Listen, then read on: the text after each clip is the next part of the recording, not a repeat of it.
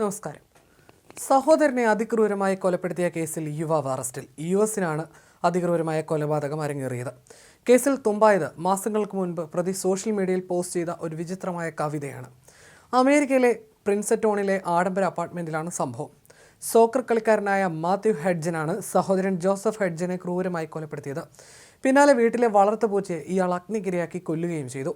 സംഭവത്തിൽ മൃതദേഹം വികൃതമാക്കിയ നിലയിലായിരുന്നു പോലീസ് കണ്ടെത്തിയത്.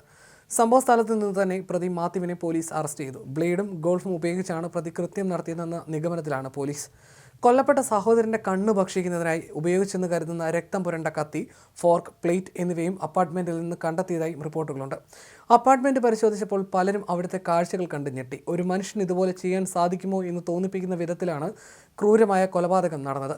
മൃതദേഹം കണ്ട പലരും ഛർദ്ദിച്ചു. പിന്നാലെ പ്രതിയുടെ അറസ്റ്റും രേഖപ്പെടുത്തുകയായിരുന്നു. അതേസമയം ആക്രമണത്തിന് മാസങ്ങൾക്ക് മുമ്പ് മാത്യു ഹെഡ്ജൻ ഫേസ്ബുക്കിൽ ഒരു വിചിത്രമായ കവിത പോസ്റ്റ് ചെയ്തിരുന്നു. സഹോദരനെ കൊലപ്പെടുത്തുന്നതിന് സമാനമായ കുറ്റകൃത്യം വിവരിക്കുന്നതാണ് കവിത. കത്തികൾ മൂർച്ച കൂട്ടുന്നത് എനിക്ക് കാണാം. അവൻ്റെ കണ്ണിൽ നിന്നും രക്തമൊലിച്ചിറങ്ങി. അവൻ വിറയ്ക്കുന്നു. അവൻ നിർത്തുന്നില്ല. അവനെ നഷ്ടപ്പെട്ടു. അവൻ ഉറങ്ങുകയാണ്. അവൻ മരിച്ചു എന്നായിരുന്നു മാത്യു ഫേസ്ബുക്കിൽ കുറിച്ചത്. മിഷിഗൺ യൂണിവേഴ്സിറ്റിയിലെ മുൻ ഫുട്ബോൾ കളിക്കാരനും അസറ്റ് മാനേജ്മെന്റ് സ്ഥാപനമായ ലോക്കസ്റ്റ് പോയിന്റ് ക്യാപിറ്റലിന്റെ അനലിസ്റ്റുമായിരുന്നു കൊല്ലപ്പെട്ട ജോസഫ് ഹെഡ്ജൻ. മദ്യപിച്ച് വാഹനം ഓടിച്ചതിന് 2017 മാത്യു ഹെഡ്ജന്റെ പേരിൽ കേസെടുത്തിരുന്നെങ്കിലും മറ്റ് ക്രിമിനൽ പശ്ചാത്തലമൊന്നും ഉണ്ടായിരുന്നില്ലെന്നും പോലീസ് വ്യക്തമാക്കി.